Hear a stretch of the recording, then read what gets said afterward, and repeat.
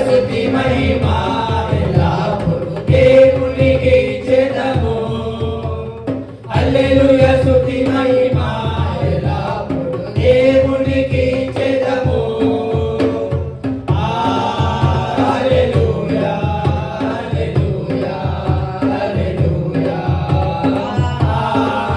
హల్లెలూయా హల్లెలూయా హల్లెలూయా హల్లెలూయా స్తుతి మహిమ ఎల్లప్పుడూ దేవునికి